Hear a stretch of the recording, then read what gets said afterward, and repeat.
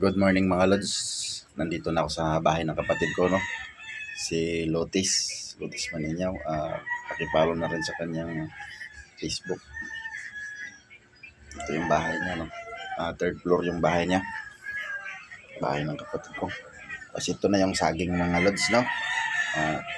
Siyempre, diba sabi ko nga sa inyo, no?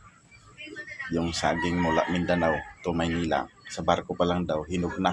Kaya dito natin malalaman kung totoo mga idol. Ito na yung saging na lakatan na dala. Ito, panoorin nyo mga idol.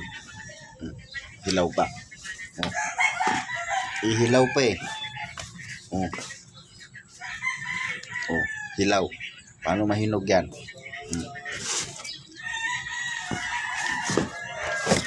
Wala.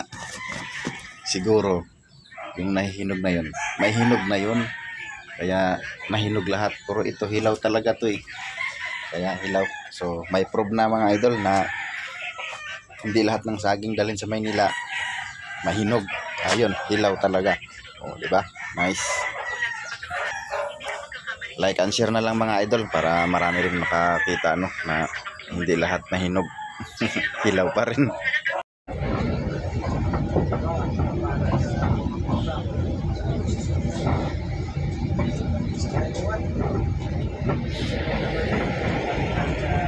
Ayan guys, papunta kaming Batangas.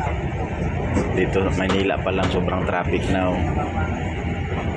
Halos hindi na umuurong sakyanan. Tapos uhaw na uhaw pa ako. Nakalimutan kong bumili ng tubig.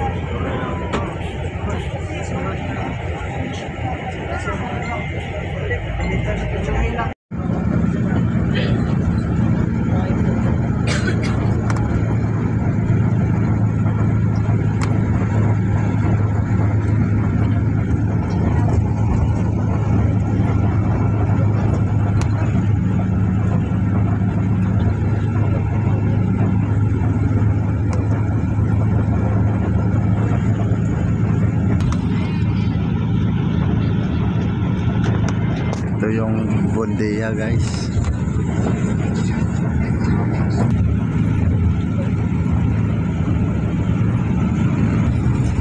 Guys, may aeroplane doon guys. Bagong lipad.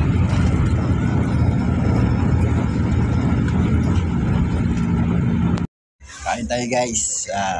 Dito kami sa Batangas, no. Dito malapit sa terminal ng ano, tawag doon,